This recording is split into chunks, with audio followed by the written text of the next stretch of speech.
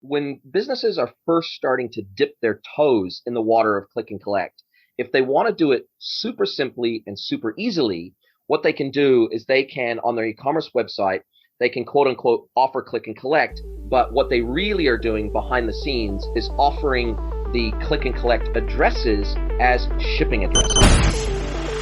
Growing a business requires a holistic approach that extends beyond sales and marketing. This approach needs alignment among people, processes, and technologies.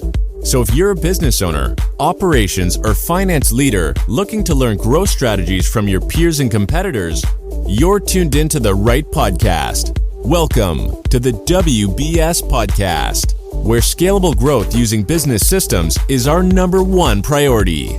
Now, here is your host, Sam Gupta. Hey everyone, welcome back to another episode of the WBS Podcast. I'm Sam Gupta, your host and principal consultant at digital transformation consulting firm Elevate IQ. Today's consumer requires most stores to provide the same experience that they will get from larger brands. These experiences could include click and collect, also known as buy online, pick up at store, integrated loyalty across channels, and omnichannel experience across all the channels. These experiences require you to have inventory centralized and reconciled across channels, or there will be friction to the process with significant customer experience issues such as not able to buy the product on the site that consumers may be looking for. These issues could also include delays with shipment at the store or challenges with traceability of the order. In today's episode, we have our guest, Jason Greenwood, who discusses the nuances of the click and collect process and why you need to have centralized inventory and distribution strategy to enable this experience. He also provides some easy hacks on how brands can enable this experience without having a true technology and operational infrastructure to enable this experience.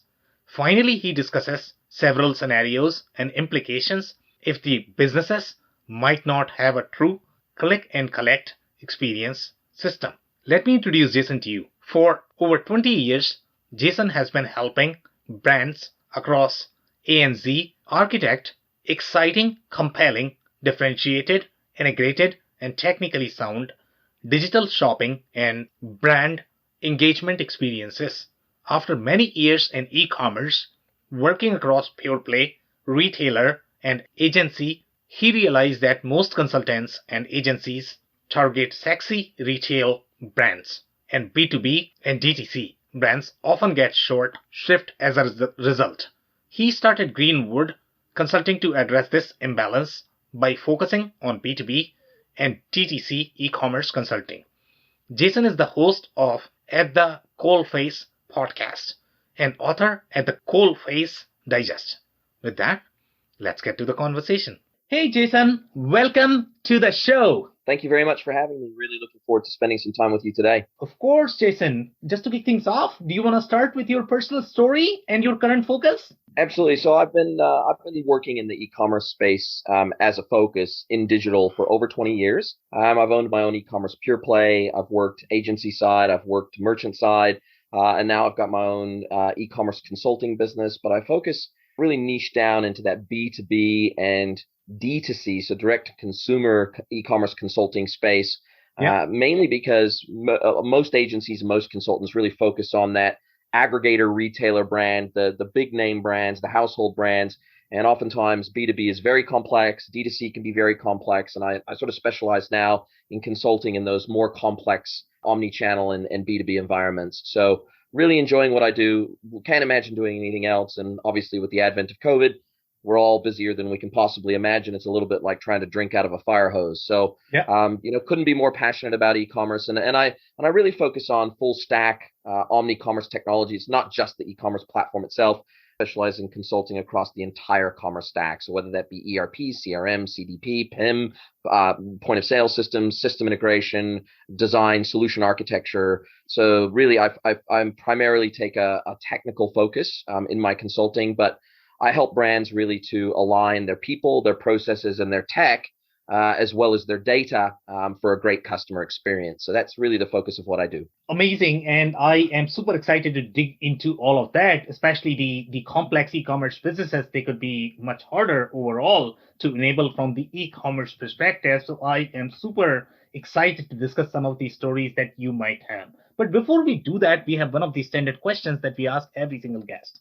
And that is going to be your perspective on business growth, Jason. My perspective on business growth. Look, I think what we've learned is that the challenge for businesses around growth is not so much, particularly from an e-commerce perspective. I mean, COVID put a rocket under e-commerce anyway. So most businesses are not thinking about growth in terms of, okay, how do I go out and acquire more customers? How do I convert better? How do I, do all these things around generating growth? It's more about how do we handle that growth and still maintain a great customer experience, because throughout COVID, most businesses simply were not engineered to do, 90 to 100% of their revenue through their digital channels. They just simply were not built to do that.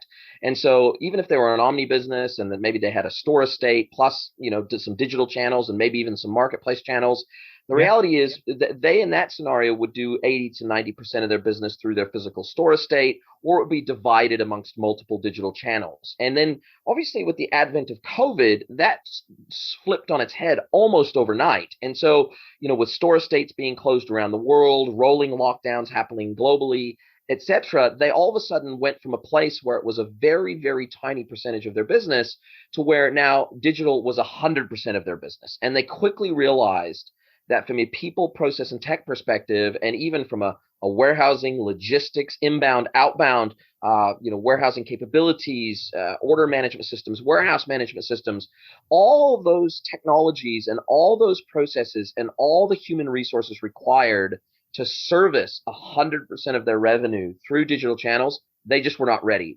So for me, when I'm talking about growth, I think, how can I help brands cope with the natural growth that's happening through digital channels as a result of COVID and the permanent and structural changes to buying habits that have been created as a result of COVID? Okay, amazing. Some great insights there overall from the growth perspective. And obviously, if we try to dig into each of those processes that you just discussed, I think we need to create the individual episode for all of that.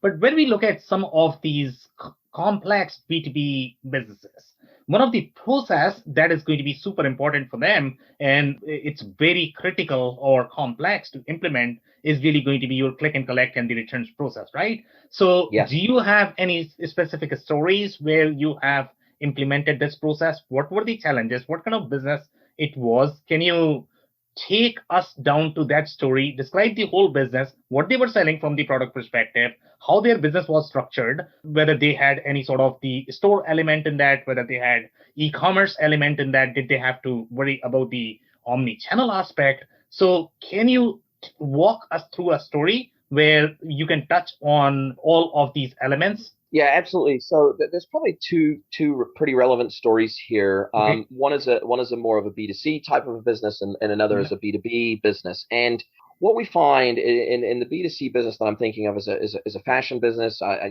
can't give their name, but we when we first started consulting with them, they didn't do click and collect at all. They didn't really have. They had a scenario where their ERP knew about the inventory values at each individual store, and their ERP obviously understood the inventory values that they had for their web warehouse, and so they didn't do fulfill from store for web orders. They had a central DC or distribution center for web orders, and then they had physical stores for in-store purchasing. And there was really no visibility on the website either of inventory values at store, or even if products were available in a given store, even without inventory values, nor did they have an integrated click and collect experience either. And they were running, they had about 50 stores across Australia and New Zealand. So they're a brand that works across Australia and New Zealand. And they didn't offer a click and collect experience in either country. And they had DCs in New Zealand for New Zealand web orders, and they had DCs in Australia for Australian web orders. And they wanted to implement click and collect. Now, what happens in that environment is we were scoping an e-commerce solution for them, but the problem is that they were using a pause, for example. They wouldn't be able to, for example, adopt Shopify pause because they weren't going to be using Shopify, and they already had a pause that was already integrated with their stores, and they weren't going to swap the pause out. So we had to have a way of being able to bring inventory values out of ERP into a system that can facilitate click and collect, that can be integrated into the front end web experience. It can be integrated into the checkout experience, and then it can be also integrated into the in-store experience for the actual last mile of the click and collect. So I've worked quite heavily with a platform vendor down here in ANZ called Stock in Store. And that particular platform, it's like a distributed order management platform. There's a number of them in the market, but they really focus particularly on that sort of click and collect and integrated store experience. That is their main focus. But they also have distributed order management functions so that should a brand want to in the future do more than click and collect, go beyond that, and also do ship from store, then they can facilitate that. They can facilitate order routing and rules, basically rules around order routing, i.e., what's closest to the customer, where will we dispatch it from, where will it be cheapest and fastest to ship it from, etc. But the stock and store capability basically takes a feed, an inventory feed from the ERP. It stores all of the location information within its platform, stores all of the inventory by location information in its platform, and then has out of the box widgets, embeddable widgets that can go into the web platform, whether you're Shopify, BigCommerce, doesn't really matter. Those widgets can be embedded in the e-commerce platform to provide store level inventory information on the product page, as well as provide the checkout experience around the click and collect. So if you get to checkout and you decide, hey, I want to actually have this order made for me for click and collect, they provide the tooling and the plumbing to be able to pull in inventory levels in real time at checkout to facilitate that. And then they add the information effectively to the order notes field around the routing of that order, so that when the order integrates down into their platform for order routing, it knows where that order was originally destined to be shipped from or collected from. And so that's kind of how that tooling works. And then what that system does over and above the user experience tooling is it provides the in-store tooling, the in-store interface for when orders are routed to a specific store for click and collect, provides a click and collect management interface for the store staff so that they can prepare those orders. They can trigger off the transactional email to the customer and the SMS if they've got that enabled, so that the customer knows when the order is ready for collection. And then obviously completing the circuit and closing the loop. Once the customer comes and collects, then they can close that loop inside the system, and then that integrates back down to all of the other systems, ERP, web, etc., to show that the order's been collected and it's a completed order. So there's other systems that do similar things, but really most of the e-commerce platforms out there, you either have to build something custom to help manage the click and collect experience, or you have to integrate an off-the-shelf platform that's designed very much around that omni-channel click and collect, ship from store, ship from warehouse experience. So, Jason, obviously you know a lot, okay? You're super passionate about this topic, but our listeners are really the financial executives. They might not even have done the e-commerce in their entire life. So some of the terms that you are mentioning right now, they might not be able to understand those. So let's take a step back here.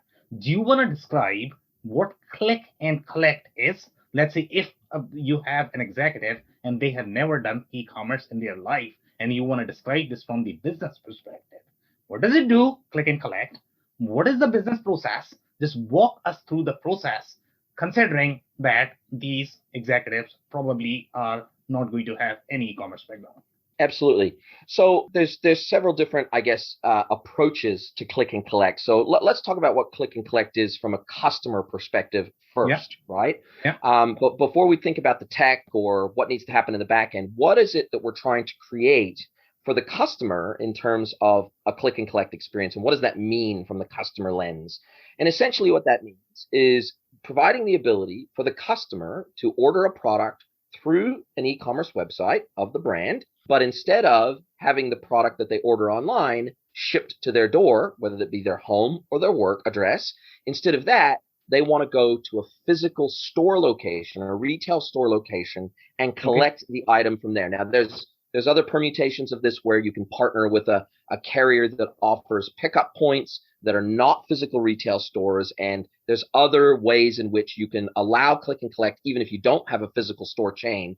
But click and collect usually refers to an omnichannel business that has both physical stores and an e-commerce presence. And you want to provide the ability for customers to pay online, buy online, pay online for their products, and then drive to a physical store and collect it. And that's the reason for that typically is so that they can, one of two things or both. One is to avoid shipping costs for their e-commerce order, because usually click and collect orders are made available for free in terms of freight. They don't charge for shipping for click and collect orders. And two, for speed. So if I want to order online today and pick up today, usually click and collect is the only way that I can do that, because most brands don't ship same day, or if they do, it's very expensive. And so therefore, e-commerce orders, even in the best case scenario, will typically ship overnight and arrive the next day. So click and collect is the process or the systems or the technology to facilitate and allow the customer to buy online, pick up in store, which is why click and collect is also sometimes known as BOPIS, buy online, pick up in store.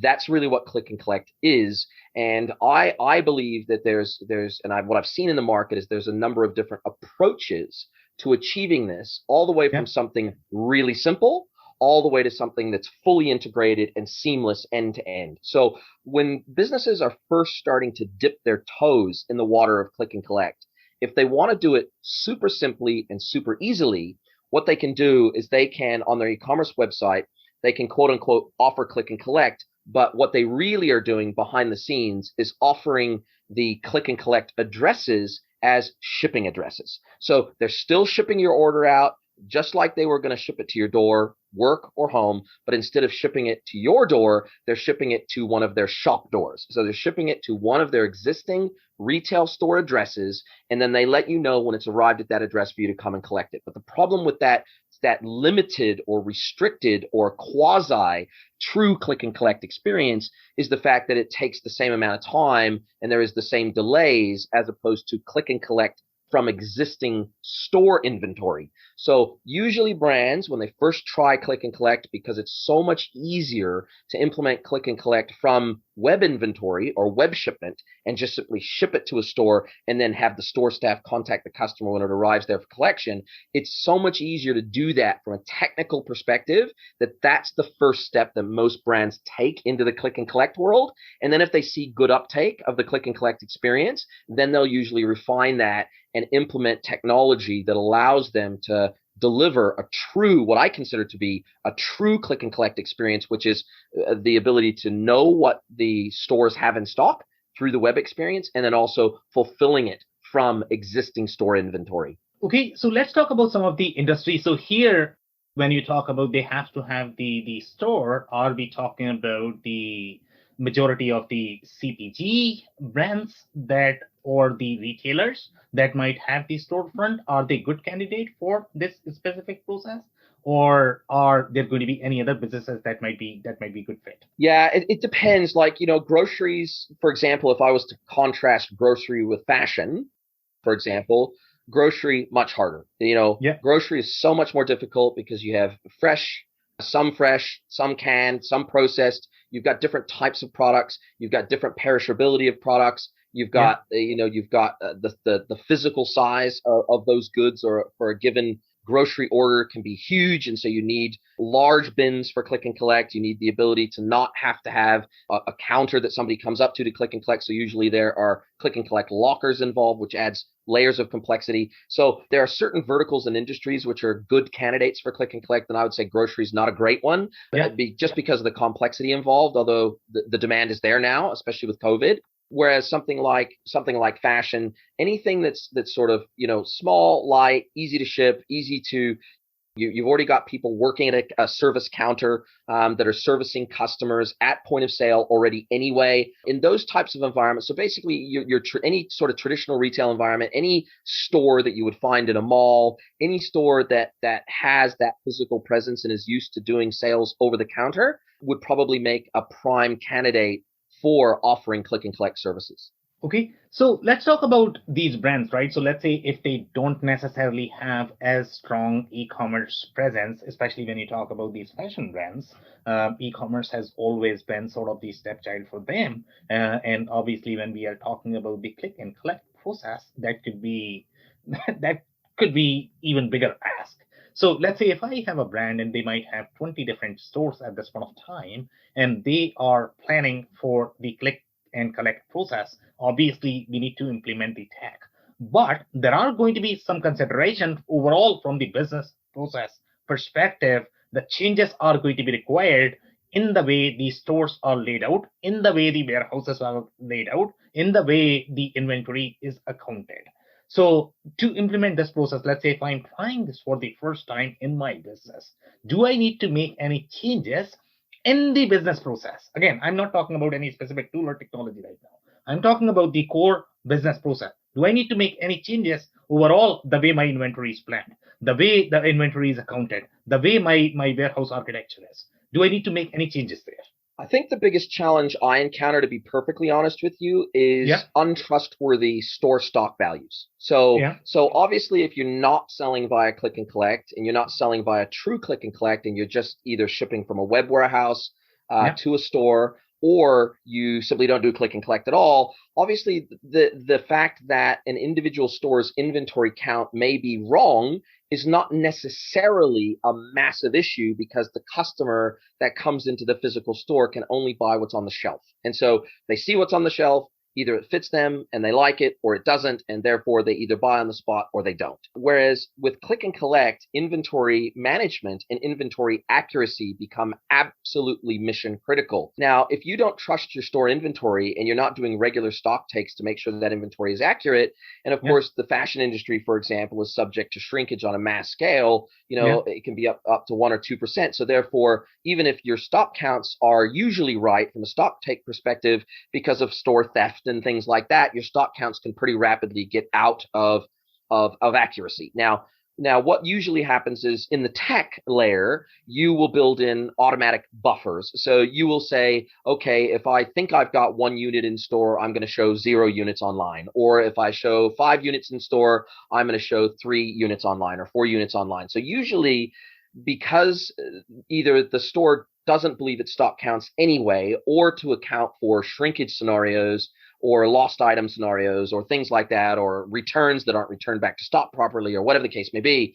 As a result of that, most tech will allow you to build in buffers into the system so that the online experience, if you say you've got it in stock and someone pays for it and they go to collect it, then it needs to actually be there and available for them to collect within a reasonable time frame. So that's probably the biggest operational challenge that I see, is untrustworthy inventory data, both at the web warehouse level as well as the individual retail store level, and the challenges of cleaning up that data in the first place. And obviously, the bigger the store, the bigger the range of categories, the bigger the data challenge. And moving beyond that, you're absolutely right. Even if you get the inventory right and you get the systems right, then you have to make sure that you're catering from a resourcing perspective, and also from a workflow and process perspective, and also from a physical processing perspective. You have to make sure that you have the resources in house, because if you just have the assumption that, oh,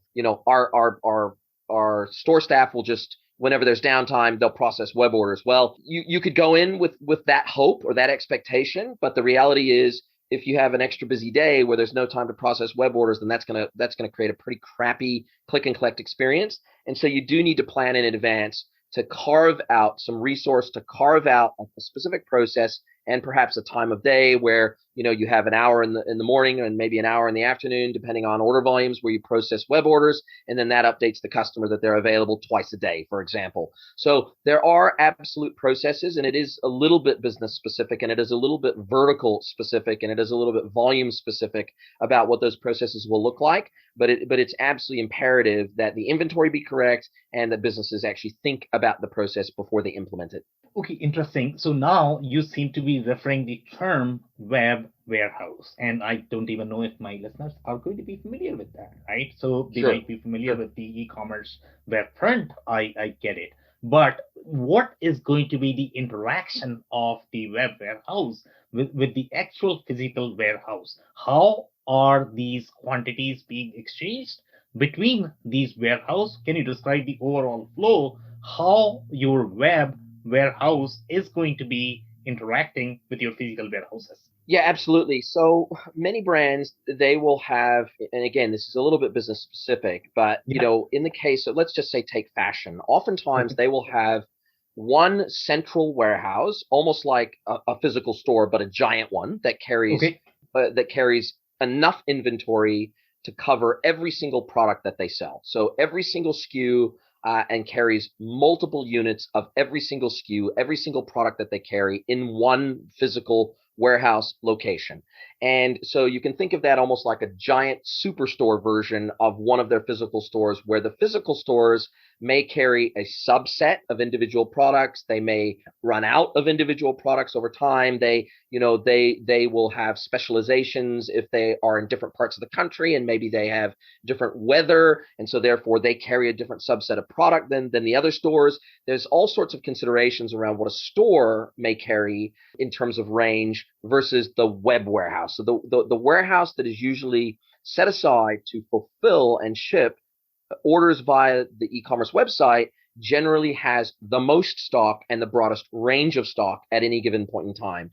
Now, some brands will have that same quote unquote web warehouse also replenishing individual physical stores as well through stock transfers. But oftentimes the shipments will go directly from the manufacturing factory or plant or distributor directly to the physical stores and bypass the web shipment or web order warehouse altogether. So there is different permutations of this, but in a scenario where you implement click and collect in a simple sort of starter beginner dip your toe in the waterway, then usually what would happen is the web warehouse would process the order just like it would any other internet order where it's got to ship to an individual customer address, but instead of shipping to the customer address, it's shipping to a physical store address for collection by the customer when it arrives there. So there's a couple of different permutations of the question that you asked, but Yeah. hopefully that makes sense. Yeah, it does. So thank you so much for clarifying that. Now I am going to give you one more scenario, and that is going to be the kind of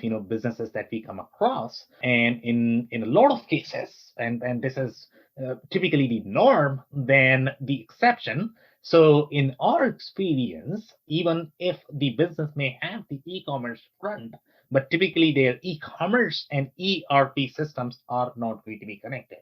And if that is the case, obviously you can imagine that their inventory is not centralized. And one of the fundamental assumptions that you mentioned in your click and collect process, that your inventory needs to be centralized. And if that is not centralized, obviously the process is probably not going to work. And they actually take it to the next stage. When the e-commerce and the ERP system is not connected, what they typically do is they typically have a fake inventory in the e-commerce system. Can you believe this? Okay, so there is no actual state of the inventory overall from the corporation perspective when you look at these isolated and fragmented systems, but they are somehow managing by keeping a counter on their e-commerce store. So even if, let's say, a customer is going to order, they in some cases they might not get the stock on time or whatever. Let's say if there is going to be a delay in the shipping, so they are somehow managing it. Okay, so this is the scenario. Now in the scenario number one, would click and collect process work? If not, what do they need to do to ensure that they are able to implement this process to improve the customer experience? Yeah, you hit the nail on the head. I mean, if you're going to offer real click and collect, or what I refer to as real click and collect, then you have to have centralized inventory management. There's just no two ways about it. If you Yeah. want to offer effectively fake click and collect or quasi click and collect, then if you have a single inventory source, a single warehouse source, and at least the inventory of that one source, then obviously you can sell that via your e-commerce website and just ship it to an individual store. But to your point, you're absolutely spot on. The first step really to offering full-blown real click and collect from store inventory is to know with accuracy what the store inventory is at a centralized level. Now, most retailers will at the very least have an integrated point of sale system. So even if they're not running an ERP and they're running most of their business out of spreadsheets, or they're running out of a really simple basic inventory management system that can't really handle multi-location inventory, or they're running a really simple inventory / warehouse management system that really only knows inventory of a single web warehouse, usually they're running some form of a point of sale system that does actually know the inventory for each of the retail stores. So if they're running a Vend, or they're running a Retail Express, or they're running Lightspeed, or they're running, any one of 1,000 point of sale systems on the market, most of the time, at the very minimum, the point of sale system will understand what the store related inventory is. And then it's a matter of integrating that point of sale system into what we colloquially refer to as your distributed order management system, which then will know what the store inventory is to present to the customer online to drive the click and collect experience, and be able to do that with confidence that the customer is actually going to be able to pick up their product at some point from that store. So, right. So in this particular scenario, let's say if your POSs are maintaining their own inventory, and let's say if they are centralized to some extent that they are able to look up in the inventory in the other store, I mean, that's how the POS architecture is going to work. But when you are implementing your click and collect, there has to be reconciliation of the inventory with your web warehouse as well. So is the web warehouse really talking to your POS network?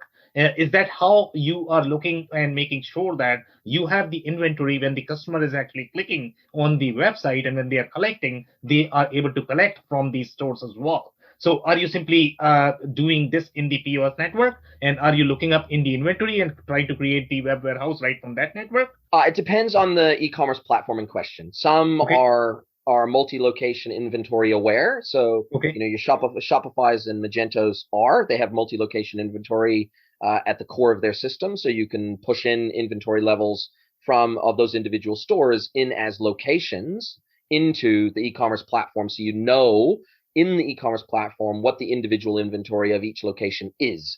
So it does depend a little bit on the e-commerce platform. BigCommerce isn't multi-location inventory ready yet. They're working on that. And as a result of that, that's why you need kind of that intermediary system, which is a order management system, which can sit in between and can furnish that information through the web experience, from the product page, from category pages, from cart, from checkout, etc., so that you can surface that through the web experience without using native plumbing of the e-commerce platform to do it. And even in the case of, say, a Shopify, it has really strict limitations around how you can configure inventory locations to behave in the platform. And oftentimes those limitations are too restrictive, and therefore even in a Shopify environment that supports multi-location inventory, you need to use a third-party tool like a stock in store to create the real, true, proper front-end experience that you want to create.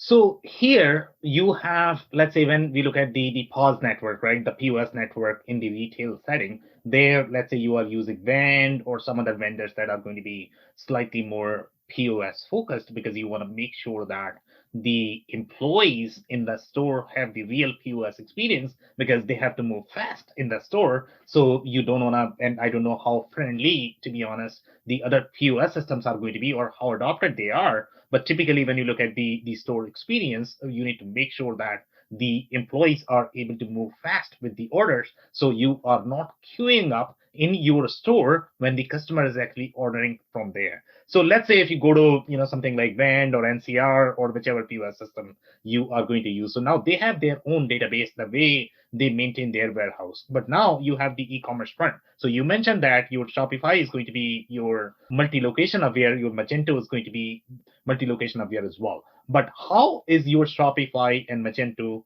talking to, let's say, NCR or Vend or any other POS system that you might be utilizing? So that's through system integration, and that's a common requirement in the e-commerce and digital commerce space, that all of the various different operational systems of the business, whether that be the e-commerce website, the ERP, the point of sale system, doesn't really matter what, it could be the customer service platform, could be, there's a number of different operational platforms that are in use within a business. And, the e-commerce website is both an operational platform and a customer experience platform all in one. But then you have standalone operational platforms that don't, the interface doesn't, the customer doesn't see the interface. So point of sale system is one, ERP is another, order and warehouse management system is another, PIM system, etc. So there's lots of operational systems that must share data with one another in as close to real time as possible to facilitate lots of experiences on the front end of the e-commerce website. And click and collect is just one of those experiences that relies on systems being able to talk to each other and share information, and we just call that system integration. So there's what's known as middleware platforms in the market, which allow and basically play the traffic cop. Those middleware platforms sit in the middle of those different systems that need to share data. They route the data, they transform the data, they work off of specific triggers when data needs to be released and when it needs to be sent and when it needs to be received. They do retrying in case of failures. They're basically the traffic cop of data sharing between all of these systems that need to have access to it. So what are the processes you are looking at? Let's say click and collect is obviously one. What other trends you are seeing, let's say, in the fashion industry or the retail industry? And I don't know if there are any unique experiences that you are seeing in any other industries. Do you have any other similar processes that would require the similar system setup or the operational capabilities to be able to enable that experience? And if the brands are not really doing that, they might be left behind just because they are not able to enable that. So what are different processes, the newer processes that you are seeing that customers are demanding just because the way they interact with the digital platform is changing overall, right? And so what are different processes, and which are different industries where you are seeing these processes? Yeah, so there's a few where we won't even talk about operational integration. Okay. Because there's a lot of that. There's a lot of that because obviously you need to integrate orders into your order processing platform from whatever sales channel the product has been sold through. You need to integrate product information from a source system, say an ERP, into maybe a product information management system, which will then be distributed out and syndicated across all your sales channels. There's a number of core system integrations that have to take place inside of a business just to operate from a functional process operational perspective to be able to even do what they do as a business. But then there are some other integrations that really they affect the customer experience quite dramatically if they're not there. And I'll speak to those because those are CX related, right? Yeah. So if you're, for example, let's say you run a separate loyalty system in store in your POS system versus your online platform. Obviously, not having those harmonized is a pain for the customer because when they earn online, they have to then spend their loyalty online. When they earn in store, they then have to spend that in store, and never the twain shall meet.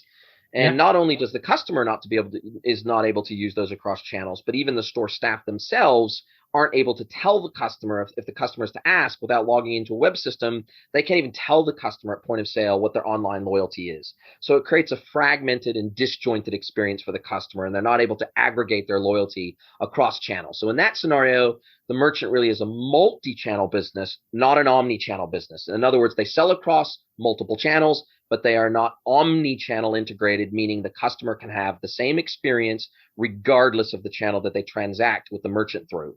So omni-channel and multi-channel sound the same, but from my way of thinking, they are very, very different customer experiences, or they lead to very different customer experiences. There's two other key things. There's 2 or 3 or 4 other key things that are usually need to be integrated. One of those is store credit. So let's say hypothetically, I return something in store and I'm not gonna, I don't want a refund. I'm gonna take a store credit, but then at some future date, I want to be able to use that store credit to buy something else, or I want to do a swap or whatever.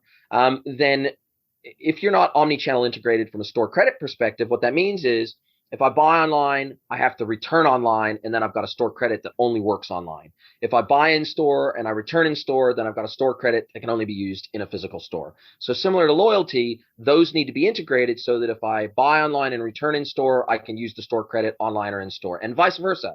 If I buy in store and then I return online, meaning I ship it back to you, to your web warehouse for a refund or a store credit, then I need to have that store credit be integrated across the platforms so that I can then go and use that store credit in store or online or wherever I'm able to transact, or an app or whatever. Then you think about communications. Then you think about things like digital receipts. You think about things like newsletter signups, etc. And all of that needs to be harmonized across platforms. So for example, if I don't want to have a physical receipt in store and I want to be able to see my in-store purchases online in my account, that integration has to happen for that to be visible, and vice versa. For the online orders to be able to be visible in store to store staff, orders need to be integrated in some fashion, in some way, in some centralized system. And then also that facilitates digital receipts. So I'm famous for losing my receipts. Receipts easily smudge and get damaged. And therefore, if you can have a digital receipt that you don't actually need a physical receipt at point of sale because you've got an account that is synced between online and in store, then as long as they can recognize you in store when you give over your email address or your phone number, as long as they can recognize you and allocate that sale to you, well, then there's no need for a physical receipt because digital receipts are available in all systems. Then we have the comms component, the communications component. So if, let's say, the first time I shop with you, I shop in store and you ask me, hey, would you like to create an account with us? Here's all the great benefits, blah, blah, blah. And the customer says yes. Well, then you have to ask them, hey, would you like to go onto our mailing list, et cetera, et cetera. We have to give authorization so that we can contact you. Would you like to go on our text contact list, et cetera? There is a number of communications preferences that have to be able to be collected at whatever touch point, online, in store, whatever channel, and then they have to be synced across all channels so that it's understood and known what their preferences are, and so that they can be updated. So let's say I walk into a store, I'm on your mailing list, and I think you email me too often. I should be able to tell the person on the counter, hey, could you take me off your mailing list because I really don't want to get your emails anymore, or I'm going on a holiday and I don't want to get your emails anymore. You need to be able to do that through whatever channel the customer is communicating with you through, including customer service itself. So whether that be through live chat, whether that be through phone, whether that be through email, whether that be through help desk.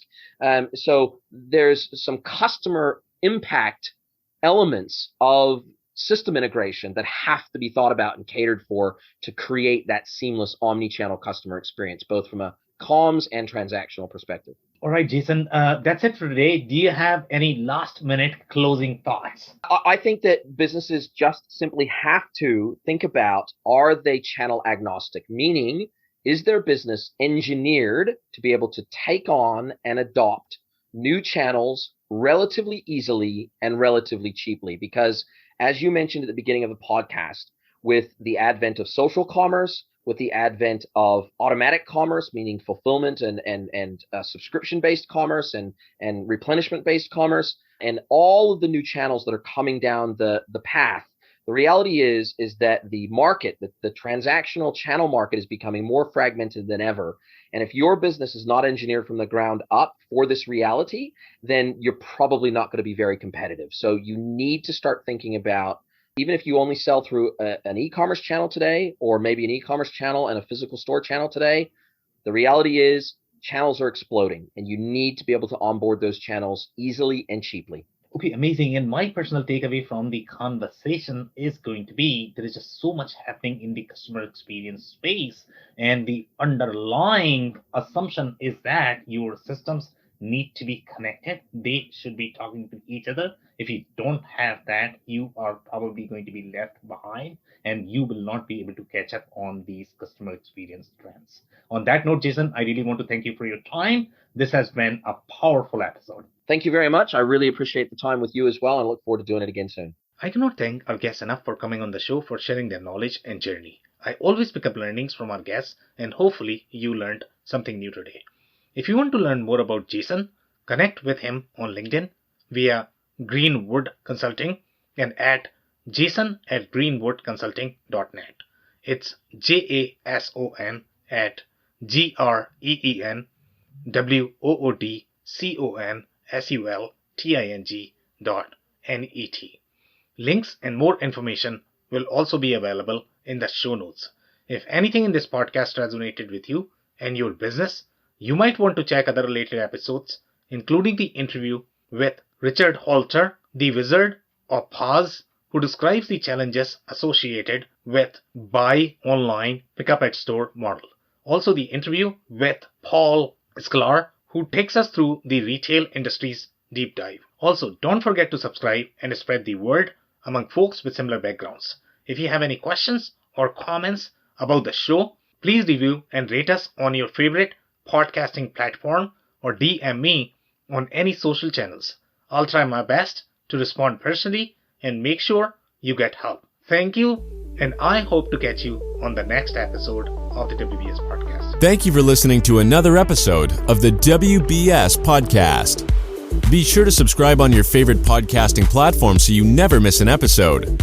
For more information on growth strategies for SMBs using ERP and digital transformation, check out our community at WBS.rocks. We'll see you next time.